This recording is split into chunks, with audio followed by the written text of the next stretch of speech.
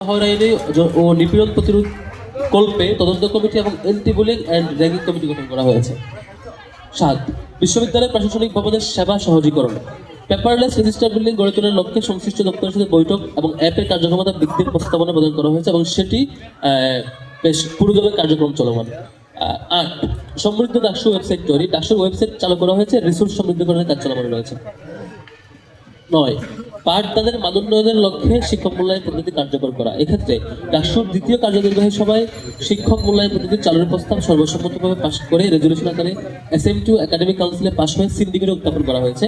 সকল বিভাগে একযোগে কার্যকরের লক্ষ্যে রূপরেখা প্রণয়নের কাজ চলমান রয়েছে। এই পদ্ধতি দ্রুত বাস্তবায়নের লক্ষ্যে ডাকসুর পক্ষ থেকে নিয়মিত তদারকি চলছে।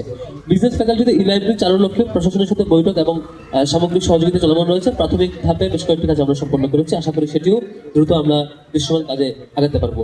প্রতিটি হলে কম্পিউটার সেন্টার স্থাপনের লক্ষ্যে সরকারের নানা দপ্তরের সাথে বৈঠক অনুষ্ঠিত হয়েছে। বেশ কিছু প্রত্যেকটি রুমে এটা আওতায় নিয়ে আসা যাতে করে আমাদের শিক্ষার্থীরা নিরাপদে ঘুমাতে পারে সেটি ব্যবস্থা করা হয়েছে।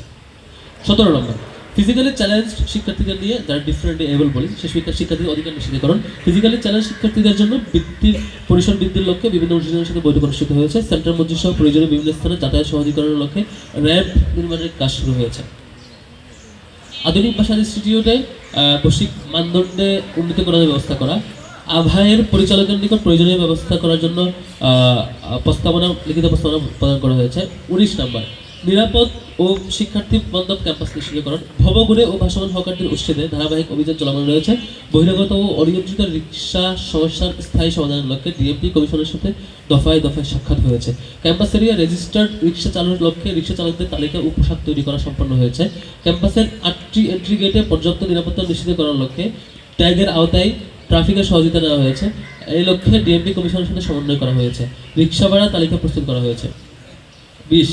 হল কেন্দ্রিক সমস্যা সমাধান। হল কেন্দ্রিক সমস্যা সমাধানে ডাকসুর আইন মানবাধিকার সম্পাদকের নেতৃত্বে প্রতিটি হলের সংসদের এজিএস সহ ২ জন করে প্রতিনিধির সমন্বয়ে কুইক রেসপন্সে নতুন ফ্যান সংযোজন করা হয়েছে। হলের পাঠকক্ষগুলো সংস্কারে ধারাবাহিক কাজ চলমান রয়েছে।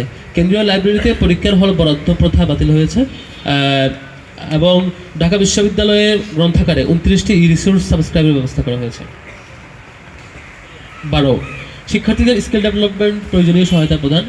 ইম্পাওয়ার ইউর জার্নি শীর্ষক সফট স্কিল প্রশিক্ষণ কর্মসূচি আয়োজন করা হয়েছে। 4টি প্রেজেন্টেশন ওয়ার্কশপ আয়োজন করা হয়েছে। বিভিন্ন সেক্টরে প্রফেশনালস এবং শিক্ষাবিদের অংশগ্রহণে বাংলাদেশ স্কিল সামিট আয়োজন করা হয়েছে।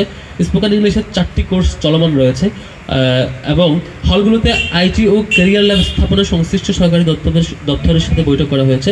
নাগরিক সেবা কেন্দ্র স্থাপনের মাধ্যমে উদ্যোক্তা তৈরির কাজ চলমান রয়েছে। ডাকসুর আয়োজনে ফায়ার সার্ভিস ও সিভিল ডিফেন্স অধিদপ্তরের তত্ত্বাবধানে ঢাকা বিশ্ববিদ্যালয়ের স্বেচ্ছাসেবী সংগঠন বিএনসিসি, রোভার স্কাউট, রেঞ্জার সহ সদস্যদের সাথে সদস্যদের অংশগ্রহণে 2 দিনব্যাপী fire fighting, search and rescue, first aid and earthquake management training সম্পন্ন চলছে। 14. কেন্দ্রীয় মসজিদ, হল মসজিদ, মন্দির, অন্যান্য উপাসনালয় সমূহ অবকাঠামোগত সংস্কার ও উন্নয়ন। 1.5 কোটি টাকা ব্যয়ে কেন্দ্রীয় মসজিদে এয়ার কন্ডিশন সহ জরুরি সকল ছাড় ঘোষণা করা হয়েছিল। শিক্ষার্থীদের চিকিৎসা সুবিধা প্রদানের লক্ষ্যে সরকারি ও বেসরকারি বিভিন্ন হাসপাতালের সাথে বৈঠক অনুষ্ঠিত হয়েছে। 50% ছাড়ে চিকিৎসা সেবা প্রদানের লক্ষ্যে আমেরিকান ওয়েলনেস সেন্টারের সাথে এমওইউ স্বাক্ষর করা হয়েছে। টোল ফ্রি করা হয়েছে। তরঙ্গ রুটে বসিলা পর্যন্ত নতুন স্টপেজ চালুর মাধ্যমে 2টি ট্রিপ বৃদ্ধি করা হয়েছে। তরঙ্গ রুটে একটি সিঙ্গেল ডেকারের পরিবর্তে ডাবল ডেকার বাস সংযুক্ত করা হয়েছে, যেটি এই রুটে শিক্ষার্থীদের দাবি ছিল। এবং বিশ্ববিদ্যালয়ে বাস কেনার ক্ষেত্রে সরকারি প্রদত্ত নিষেধাজ্ঞা নিয়মিত বাসের ফিটনেস চেক এবং প্রয়োজনীয় সংস্কার চালু রয়েছে। 22. শিক্ষার্থীদের নিরাপত্তা ও আইনি সহায়তা প্রদান। আইন ও মানবাধিকার সম্পাদক কর্তৃক সংশ্লিষ্ট ব্যক্তিবর্গের সাথে যোগাযোগের মাধ্যমে শারীরিক শিক্ষা কেন্দ্রের নিরাপত্তা বৃদ্ধি এবং নিয়মিত পরিচ্ছন্নতা অভিযান চলমান রয়েছে।